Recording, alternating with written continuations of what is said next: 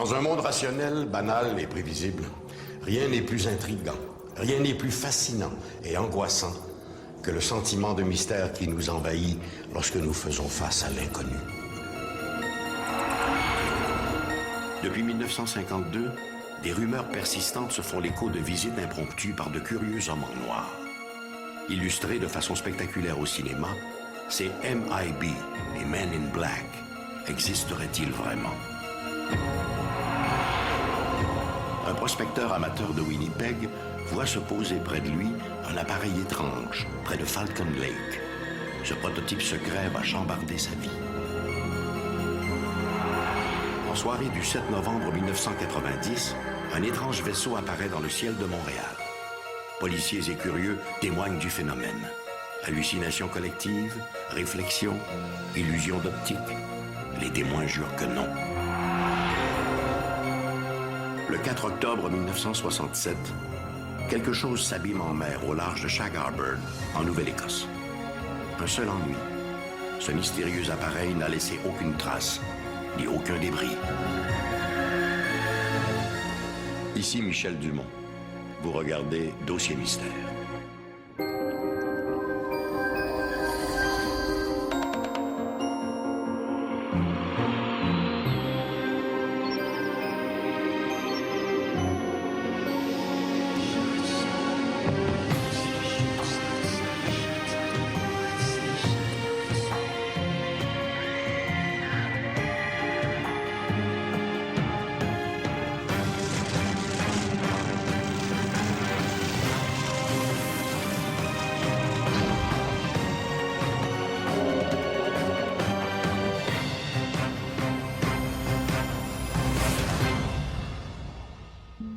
Avec les années, le phénomène des ovnis a été associé à une foule d'observations d'objets insolites.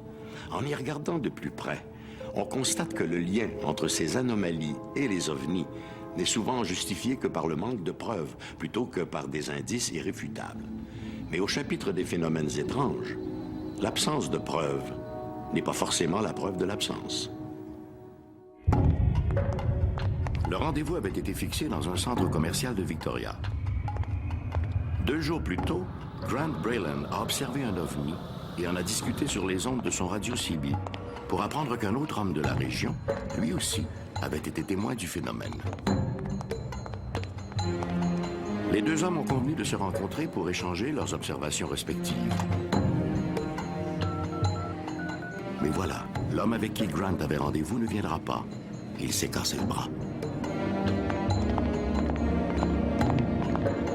Brayland prend soudainement conscience de l'étrange ambiance qui l'entoure. Seuls 2 hommes, apparemment des jumeaux identiques, se tiennent un peu en retrait, comme s'ils attendaient de pouvoir utiliser à leur tour le téléphone public. What is your name? Where do you live? What is your number? Les hommes ne lui ont pas demandé son numéro de téléphone, mais son numéro, comme s'il s'agissait de son identification personnelle.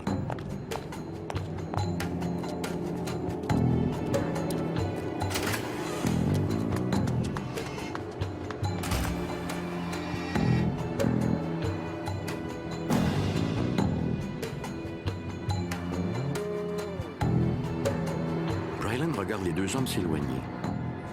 Soudain, il entend une voix, comme si quelqu'un chuchotait derrière lui. Il se retourne, mais il n'y a personne. Lorsqu'il jette à nouveau un regard en direction du terrain vague, les 2 hommes ont disparu, comme s'ils étaient tout simplement passés au travers d'un mur invisible.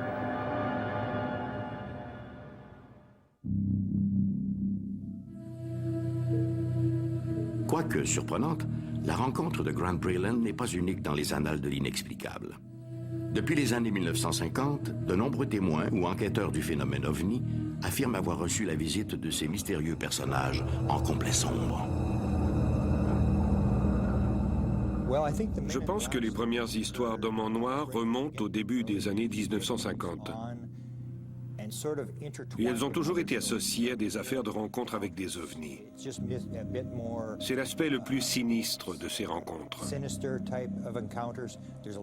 À cette époque, il y avait beaucoup d'histoires de bons extraterrestres rencontrant des gens.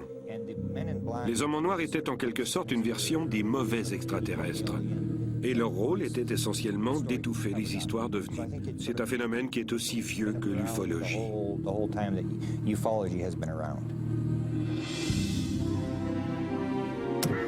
L'affaire des hommes en noir débute en 1952 au Connecticut. Cette année-là, un certain Albert Bender fonde l'International Flying Saucer Bureau, un organisme voué à l'étude des ovnis. L'association connaît un succès immédiat. Puis, à l'automne de 1953, Bender annonce aux membres qu'il laisse tout tomber. Et en quelques jours, l'organisme n'est plus qu'un souvenir.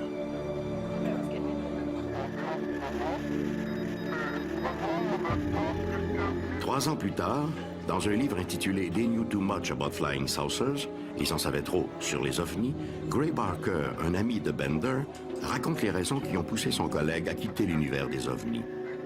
Bender lui a confié avoir reçu la visite de trois hommes vêtus de noir qui lui auraient conseillé de se retirer avant que les choses ne tournent mal.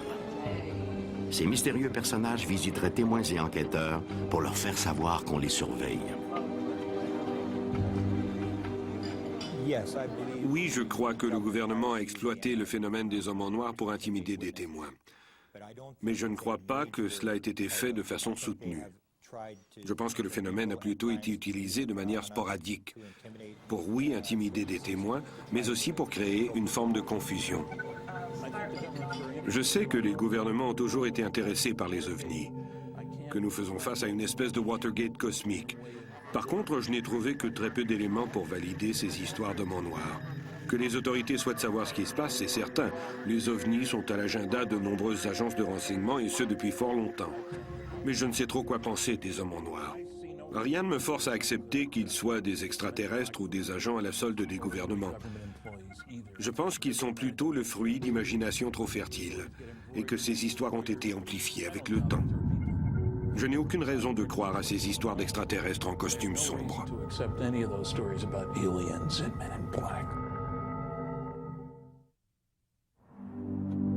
En 1978, Patricia Hayes était enquêteur pour la Canadian UFO Research Network. Elle a reçu une étrange visite qu'elle n'a jamais oubliée. Le 25 avril 1978, je me préparais à me rendre au JC Talk Show à CJCS, une station radio de Stratford, en Ontario. J'étais chez moi et revoyais mes notes sur la forme, la dimension et la vitesse des ovnis. On m'avait téléphoné à ce sujet et je voulais m'assurer d'avoir la réponse à leurs questions. Parmi les documents sur lesquels je m'étais arrêtée, il y avait une affaire d'homme en noir. J'étais familière avec ce sujet.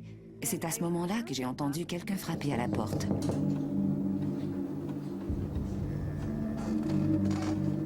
Lorsque j'ai ouvert, j'ai reculé d'un pas, étonné.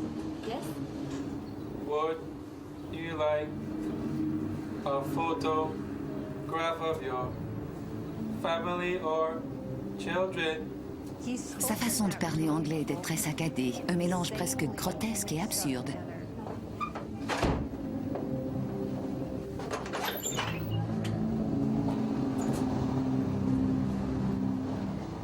Après avoir reçu la visite de ces hommes en noir, j'ai découvert que certains de mes dossiers avaient disparu.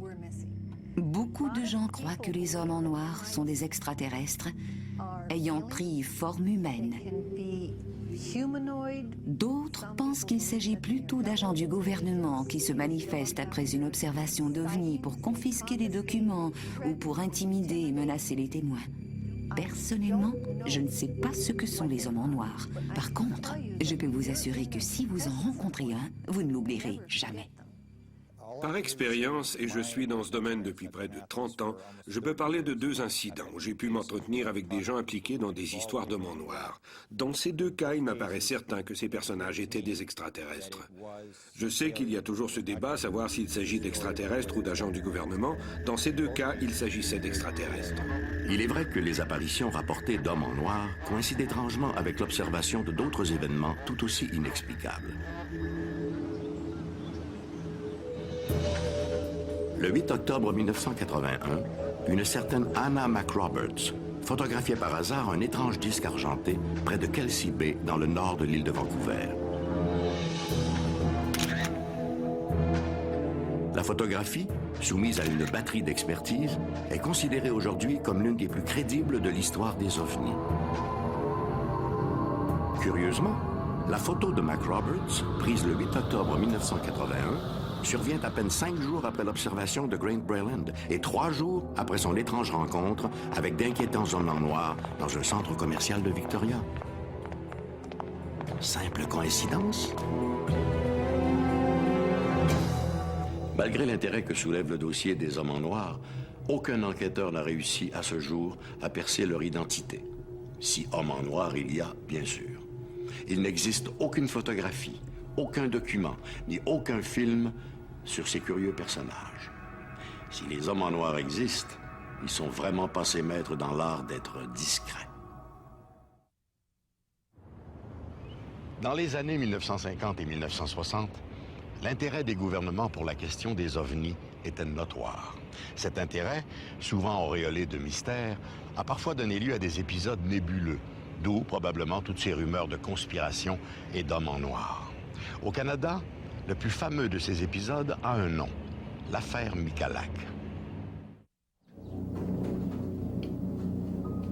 Le 20 mai 1967, vers 5h30, Stefan Michalak s'apprête à quitter son motel en bordure de l'autoroute transcanadienne dans le secteur boisé du parc provincial de White Shell au Manitoba. Même s'il travaille comme mécanicien pour une entreprise de Winnipeg, sa véritable passion, c'est la prospection minière.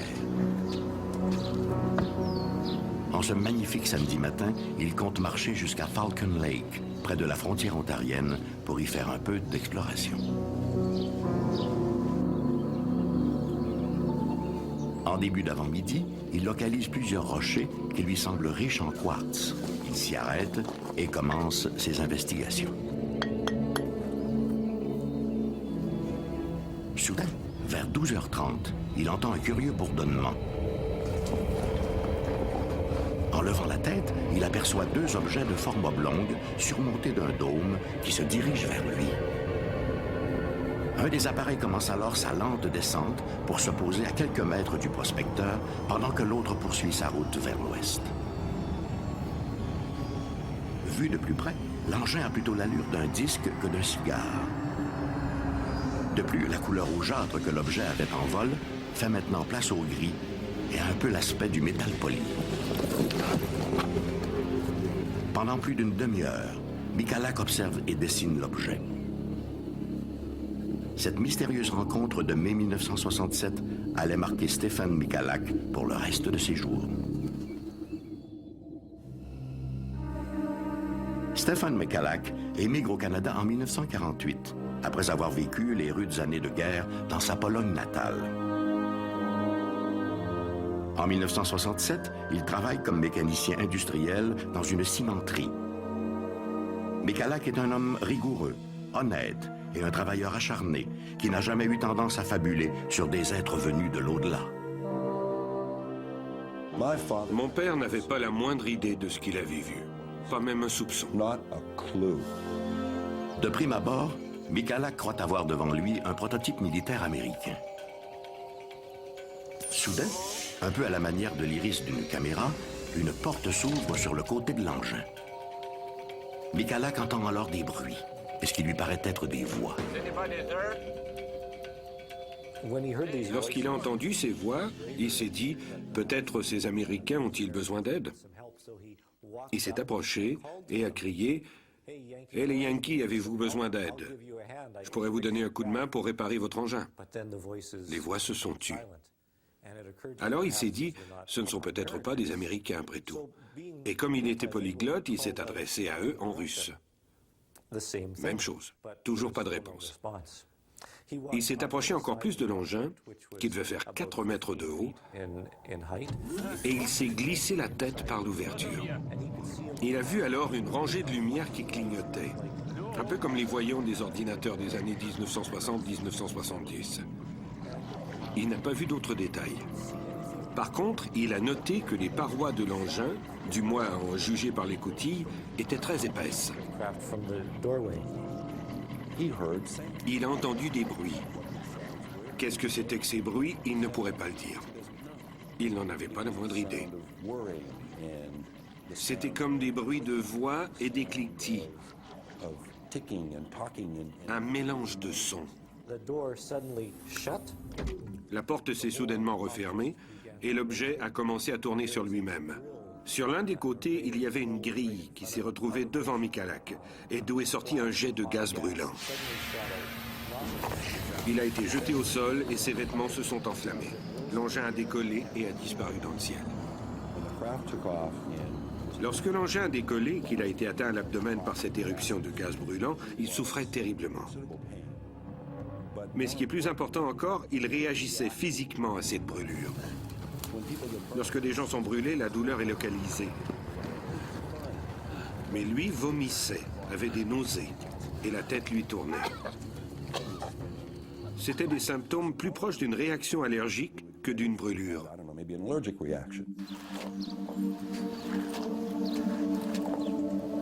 À son retour, Michalak ne va pas bien. En plus de la douleur et des nausées, il doit constamment lutter afin de ne pas perdre conscience. De plus, il n'arrive pas à se défaire de cette odeur exécrable qui le poursuit. Moteur chauffé, mêlé de soufre et d'ozone. Il met 2 longues heures avant d'arriver au motel où il loge. Michalak, se croyant contaminé, fait en sorte d'éviter toute rencontre. Arrivé à sa chambre, on l'informe que la clinique la plus proche se trouve à Kenora, soit à 70 km plus à l'ouest. Michalak refuse de s'y rendre et préfère retourner le plus tôt possible chez lui à Winnipeg afin d'y être traité. De sa chambre, il appelle donc son épouse et lui demande d'envoyer leur fils le prendre au terminus vers les 22 heures. Son fils l'a conduit à l'hôpital où il a été traité pour ce qu'il disait lui-même être des brûlures occasionnées par un avion. Sur la poitrine, il avait des brûlures au 2e et au 3e degré. Mais sur l'abdomen, les brûlures étaient légèrement différentes. Elles ont été décrites comme des brûlures chimiques. Ils l'ont traité pour des brûlures, mais il ignorait pourquoi il était malade comme ça, pourquoi il ne répondait pas, d'où venait son étrange odeur. Il n'en avait pas la moindre idée. Les médecins l'ont traité pour des blessures superficielles et l'ont retourné chez lui. C'est à ce moment-là que Michalak a commencé à être très malade. Dans les semaines qui suivent, la vie de Stéphane Michalak tourne au cauchemar. Son état de santé ne s'améliore pas. Il perd 10 kilos. Il consulte son médecin personnel qui le réfère à un dermatologue, puis à un autre spécialiste. Malheureusement, aucun praticien ne semble bien cerner la cause des malaises de leurs patients. Parallèlement, Michalak doit affronter un autre volet du cauchemar. Peu après, mon père a finalement raconté son histoire. Il faut comprendre que pour un homme comme lui, la première idée était « si ces choses sont dangereuses, il faut le dire à quelqu'un ». Mais à qui? Un journaliste du Winnipeg Tribune s'est assis avec lui et a écouté son histoire, qu'il a ensuite publiée. Après, tout a dérapé. À partir de là, notre vie n'a plus été la même. Tout le monde a été impliqué. L'armée de l'air canadienne et la gendarmerie royale. Ces types se présentaient chaque jour à toute heure du jour pour poser toujours les mêmes questions. « Racontez-nous votre histoire », demandait-il. Toujours la même chose. Mon père n'en revenait pas de cette folie qu'il avait déclenchée. En fait, jusqu'à sa mort, il n'a cessé de penser qu'il aurait mieux valu pour lui de se taire.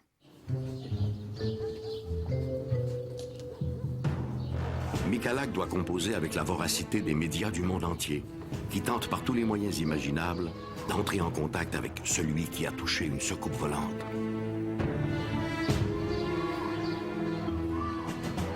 Papa avait raconté son histoire 1 million de fois, et il en avait un peu marre. Il a dit « tout ça est ridicule ». Ma mère en particulier détestait ce cirque médiatique. C'est alors que mon père a décidé d'écrire un livre. Entendons-nous, ce n'était qu'une petite planchette de quelques dizaines de pages imprimée par un ami de la famille. Il a dit à ma mère, si des journalistes viennent pour cette histoire, tu n'auras qu'à leur donner le livre, rien de plus. Aussitôt, les gens ont commencé à dire « Ah, vous avez écrit un livre, vous devez avoir fait de l'argent. » En fait, il n'a pas fait un sou.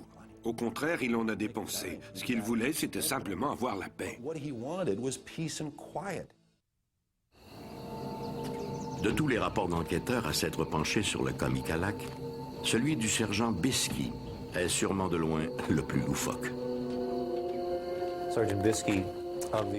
Le sergent Bisky de l'armée de l'air croyait qu'il était possible que toute cette histoire ne soit qu'un canular imaginé par Michalak.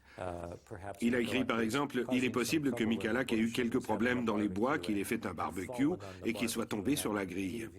C'est ce qui aurait pu occasionner ces curieuses brûlures. » Mais un examen des brûlures va plutôt dans le sens contraire. Si cela s'était produit de cette manière, les brûlures n'auraient pas eu cet aspect de damier, mais plutôt celui des lignes de la grille du barbecue. Cette idée n'avait pas de sens. Presque un an plus tard, alors qu'il était à son travail, il s'est écroulé. Il a commencé à enfler comme un ballon. Nous l'avons amené à l'hôpital où on nous a dit qu'il devait s'agir d'une réaction allergique. Puis les marques sont réapparues sur sa poitrine. En désespoir de cause, Michalak paiera lui-même pour être suivi par les spécialistes de la réputée clinique Mayo de Rochester au Minnesota.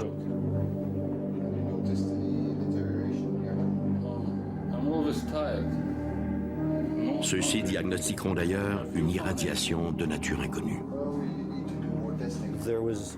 Il n'y avait aucune explication à ces malaises. Les médecins étaient étonnés et son évaluation psychologique disait que Michalak n'était pas du genre à monter des histoires, qu'il était un homme très terre-à-terre et honnête. Ils n'ont trouvé aucune explication à ses symptômes ni à la mésaventure qu'il disait être la sienne. C'est demeuré un mystère. Jusqu'à sa mort en 1999, Stefan Michalak ne variera jamais d'un iota dans sa description des événements.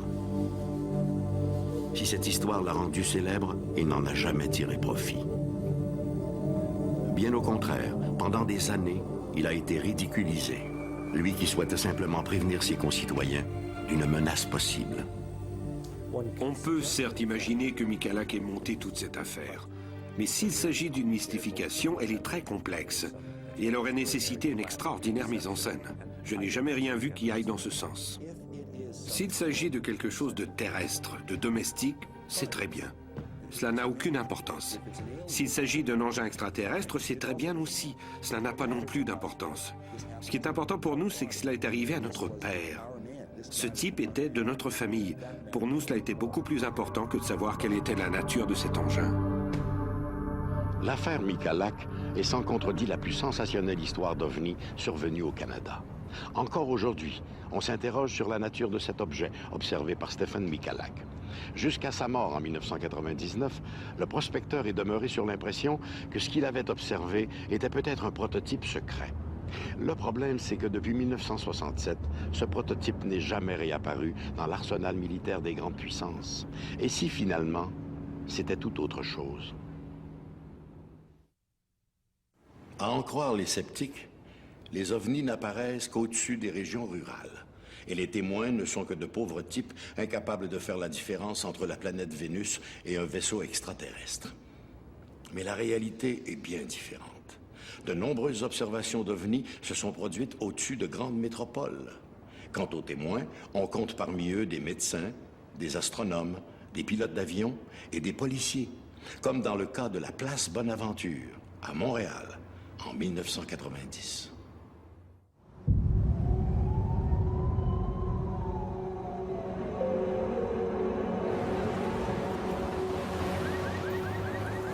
Un homme presse le pas en cette soirée du 7 novembre 1990, rue Mansfield à Montréal. Il est 21h10. Si son regard se porte inlassablement vers le sommet des édifices du centre-ville, c'est qu'il se déroule dans le ciel montréalais quelque chose d'insolite. Notre homme s'arrête au Hilton de la place Bonaventure. Il y traverse promptement le hall d'entrée et se dirige tout droit vers les ascenseurs.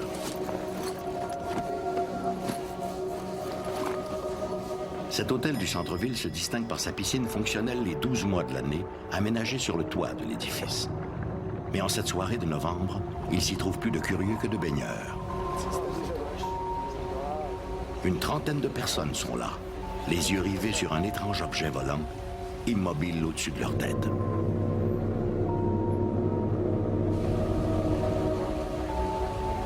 L'engin ressemble à une sphère aplatie, faite d'un métal sombre et poli.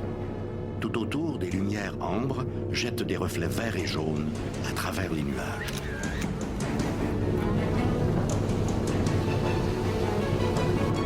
Fébrile, l'homme place son appareil photo sur un point d'appui et tire quelques clichés.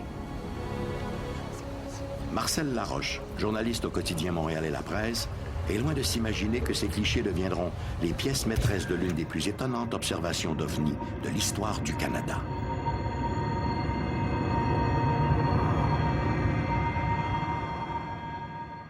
Un phénomène plutôt étrange a été observé hier soir dans le ciel de Montréal. La police de la CUM et la GRC sont même venus sur les lieux à la demande de plusieurs témoins qui se trouvaient à la piscine du toit de l'hôtel Bonaventure. Voici ce qui s'est passé. Selon le rapport rédigé par la GRC, entre 2 et 5 lumières et un faisceau lumineux quasi stationnaire ont été aperçus dans le ciel à la compter de 20 heures. Je suis convaincu que j'ai vu quelque chose qui n'est pas fait par des terriens, là, ou qui n'est pas fait par quelqu'un de la Terre. C'est sûr, certain que ça venait de l'extérieur de la Terre. Puis après 15 ans, je suis encore aussi convaincu que je l'étais à ce moment-là. Ce soir-là, vers 19h, les usagers de la piscine de l'hôtel Hilton Bonaventure remarquent la présence d'un grand objet volant entouré de 7 ou 8 lumières ambre. L'objet est tout à fait silencieux et se déplace très lentement de l'édifice de la Bourse vers l'hôtel.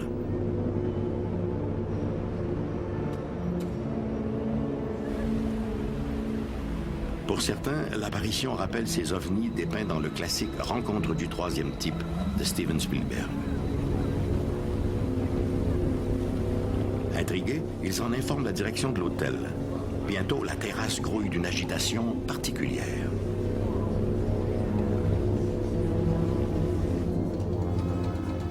Vers 20h, la direction de l'hôtel informe la police de la communauté urbaine de Montréal qui y dépêche une autopatrouille. L'agent François Lippé arrive sur place quelques minutes plus tard.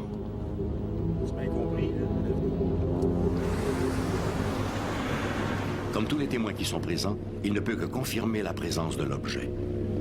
Ce dernier, à présent tout à fait immobile, est visible depuis maintenant près d'une heure. Vers 19h30, un des policiers de mon groupe m'a appelé à mon poste pour me demander de me rendre sur les lieux parce que là, il pensait que c'était un événement assez spécial qu'il était en train de vivre. Il s'en allait là prendre un rapport de plainte quelconque, mais il s'est aperçu qu'il y avait quelque chose qui était assez inusité. Moi, quand je suis arrivé sur les lieux, j'ai constaté la même chose que mon policier m'avait donné au téléphone comme information. Pensant ainsi trouver réponse à ces questions, l'agent Lippé contacte les contrôleurs des aéroports de Dorval et Mirabel. Malheureusement, les radars des deux aéroports ne décèlent rien d'autre que des appareils du trafic régulier. En OSR, c'était bien difficile d'évaluer la hauteur. On savait que c'était quelques mille pieds là, à l'œil, mais on ne savait pas non plus exactement. Puis au téléphone, le contrôleur m'informe que sur le radar, actuellement, il y avait un cargo numéro XXX qui passait au-dessus du centre-ville. Puis effectivement, moi, j'étais à l'extérieur avec le téléphone sans fil et je voyais l'avion passer. Mais l'avion passait sous l'objet. Fait que j'ai demandé, j'ai dit, à quelle hauteur quel est ton avion? Fait qu'il dit à peu près 6400 pieds. OK? Mais j'ai dit, c'est quoi qu'il y a au-dessus? Fait que lui, il me dit, ben, j'ai rien. Lui, il n'y avait aucune apparence sur son radar, comme quoi il y avait quelque chose d'autre que l'avion qui passait. Si les appareils radars de l'aviation civile ne détectaient rien, peut-être que ceux de la base militaire de Saint-Hubert avaient-ils repéré cet objet étrange. Au terme de leur entretien, l'agent Masson a la conviction que le contrôleur lui a caché certaines informations.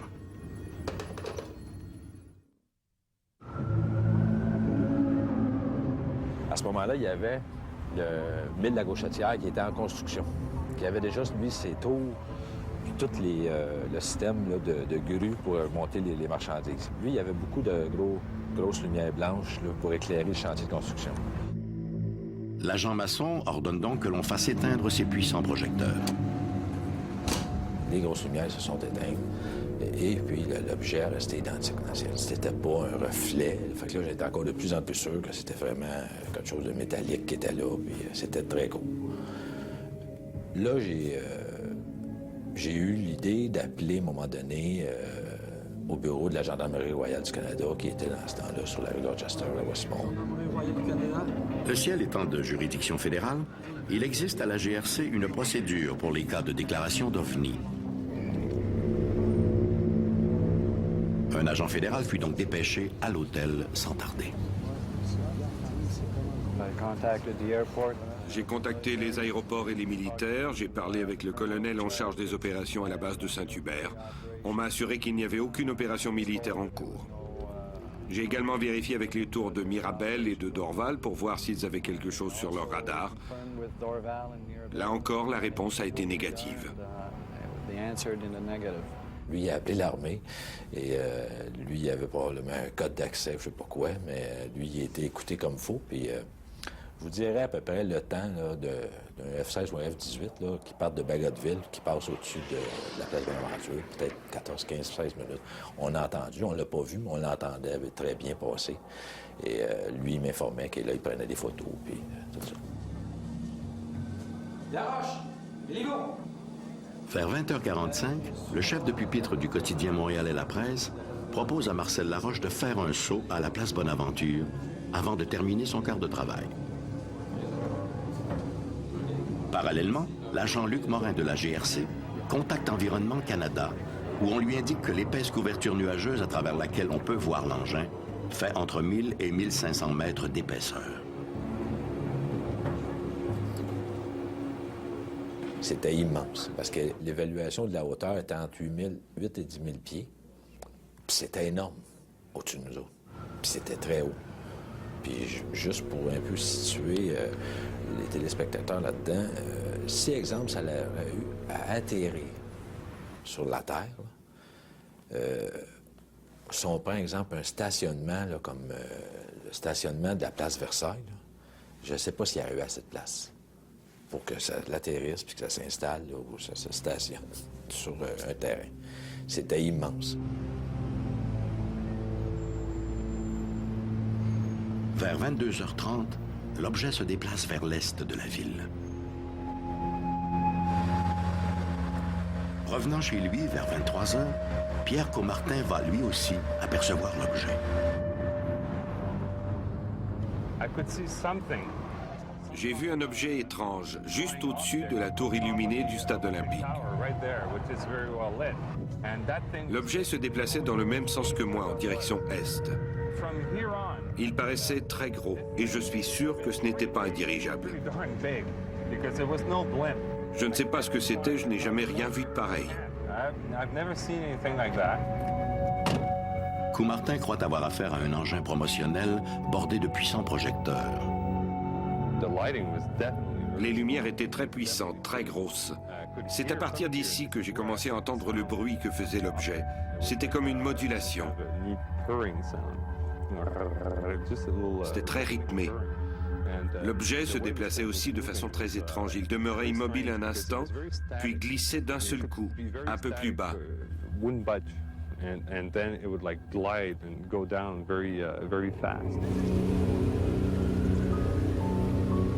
Les photos prises ce soir-là par Marcel Laroche furent envoyées au Dr. Richard Haynes, spécialiste en optique pour le laboratoire Ames de la NASA.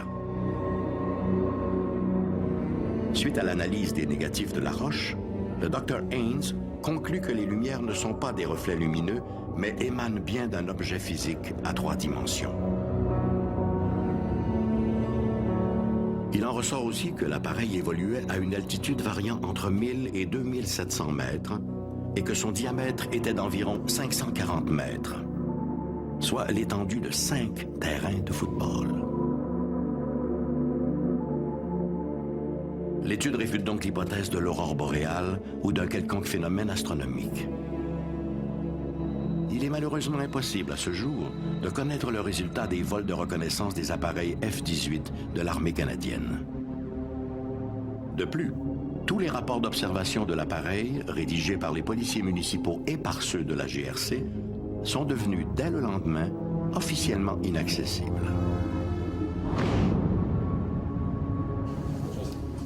En effet, le 8 novembre, 2 agents du NORAD, organisme voué à la protection du territoire nord-américain, ont eu le mandat de rapatrier tous les constats disponibles concernant cette apparition dans le ciel montréalais.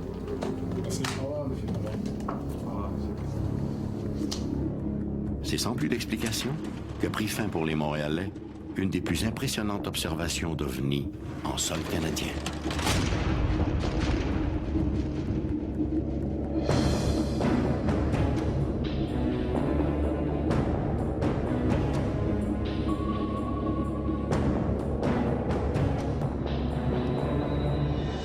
Malgré son aspect spectaculaire, l'OVNI de Montréal, comme l'ont baptisé les médias, n'est pas unique.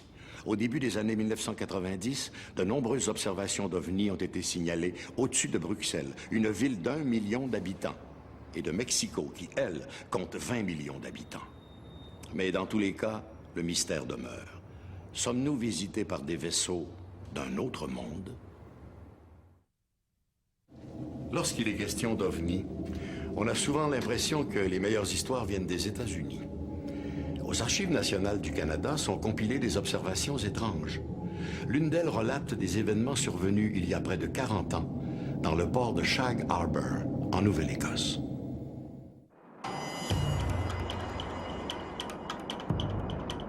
Le 4 octobre 1967, l'équipage du vol 305 d'Air Canada en direction de Terre-Neuve observe un groupe d'objets lumineux évoluant à 12 000 pieds d'altitude. Soudain, 2 explosions successives firent éclater la formation et l'un des objets prit la direction de la Nouvelle-Écosse. La suite des événements nous laisse encore aujourd'hui perplexes.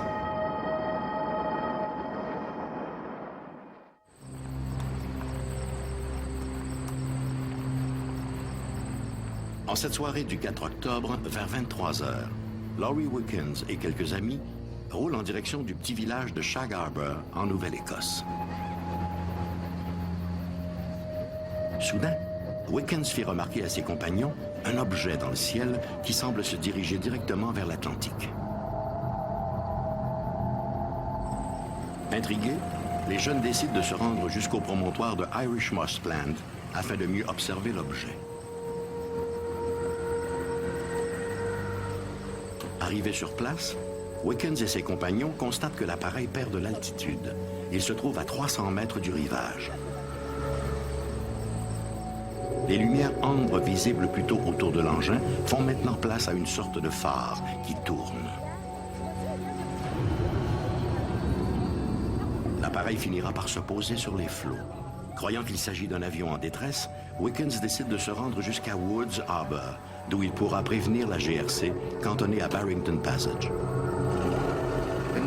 En 1967, il y a eu plus de 300 observations d'OVNI rapportées aux autorités militaires. À cette époque, c'était l'armée de l'air canadienne qui enquêtait sur ces incidents. Pour l'observation rapportée ici, les autorités ont demandé une recherche sous-marine. Si l'on remet ça dans son contexte au Canada en 1967, il y a eu 9 cas qui ont fait l'objet d'une enquête gouvernementale. Shag Harbor est le meilleur d'entre eux.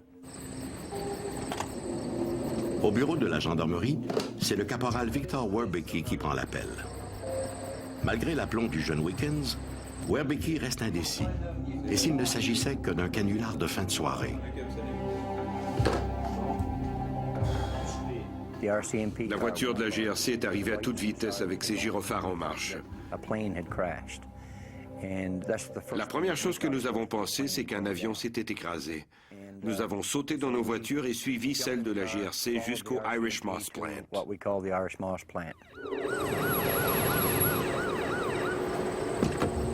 Un peu avant minuit, l'agent Werbicki se rend lui aussi au promontoire de Irish Moss Plant.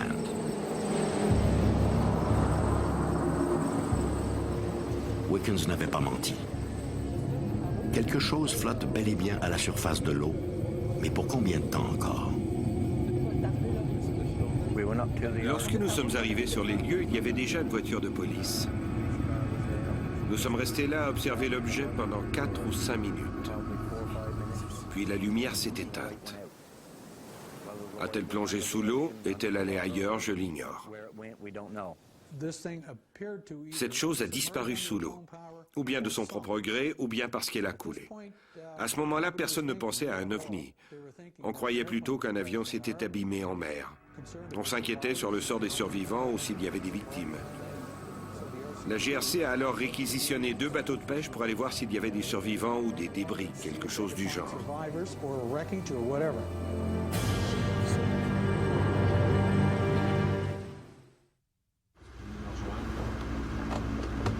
À la demande de la GRC, Bradford Chang et Lawrence Smith, 2 pêcheurs de la région, se rendent sur les lieux du naufrage.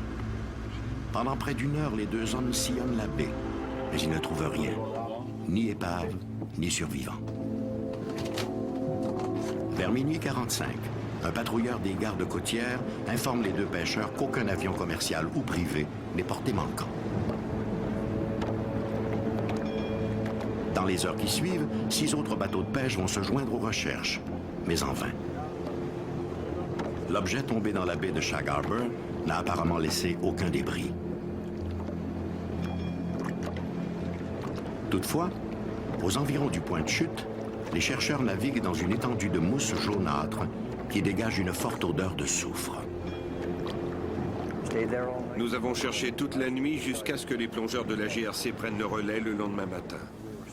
Nous sommes restés là encore toute la journée.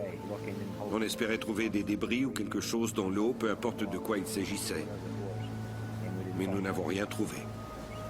Les recherches se sont poursuivies jusqu'au lundi suivant. Elles avaient débuté le mercredi soir, sans résultat. On a alors abandonné. Les autorités n'ont jamais nié qu'un ovni avait plongé dans la mer. Elles ont simplement dit qu'elles n'avaient rien trouvé. Malgré l'absence de preuves matérielles, les autorités canadiennes prennent l'affaire très au sérieux.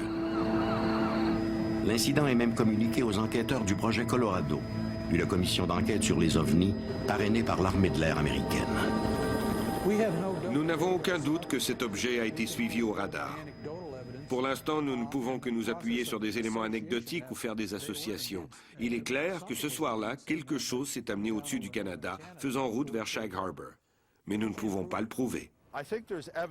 J'ai la preuve que quelque part, il y a eu ingérence. Je ne suis pas de ceux qui croient à une vaste conspiration, mais il y a toujours des règles non écrites entre les diverses agences. C'est un sujet sensible. Souvent, les autorités prétextent la sécurité nationale pour se justifier. Je pense qu'ici, il serait plus juste de parler d'insécurité nationale. Certains jouissent d'un budget important pour assurer l'étanchéité de notre ciel, de nos systèmes de défense et de nos océans. Et ces gens n'aiment pas devoir dire « nous ne savons pas ». L'affaire Shag Harbor va tomber dans l'oubli pendant un quart de siècle. Puis en 1993, Chris Stile, lui-même témoin de l'incident de 1967, entreprend de réenquêter l'affaire avec l'aide financière d'un réseau de télévision américain. En 1995, Paramount Television et l'émission Sightings ont accepté de financer une recherche sous-marine. L'opération que j'ai proposée, d'une durée de 4 jours, consistait à quadriller le fond marin avec des radars latéraux, des scanners de profondeur, des magnétomètres et des plongeurs. L'idée était de retourner sur les lieux originaux de l'incident. Pour être honnête, nous n'avons absolument rien trouvé d'anormal, mais je ne suis pas découragé par ces résultats. Cette affaire a été confirmée à tous les niveaux, que ce soit par la présence des militaires ou l'importante documentation qui en a découlé. Tous les indices prouvent qu'il s'agissait bel et bien d'un ovni. La question que l'on doit se poser est comment un objet de 20 mètres de diamètre a-t-il pu disparaître? La mer est peu profonde à cet endroit. Pourtant, l'objet n'a laissé aucune trace. C'est un mystère. C'était il y a 35 ans. Mais pour moi, c'est comme si tout cela était arrivé hier soir. Je n'ai rien oublié. Tous les détails de cette soirée sont encore frais à ma mémoire. Je ne sais pas ce que c'était. Personne ne me fera dire qu'aucun objet ne s'est posé sur l'eau parce que je sais que c'est vrai. Les policiers de la GRC l'ont vu. De 12 à 15 personnes l'ont vu aussi. J'y étais avec mon père et mon oncle. Nous savons que quelque chose s'est posé sur l'eau. Mais quoi, nous l'ignorons. En 2001, Chris Stile et Don Ledger, 2 ufologues de la Nouvelle-Écosse, ont publié Dark Object, un livre retraçant les événements de Shag Harbor. Des événements uniques dans l'histoire du Canada et à ce jour, toujours inexpliqués.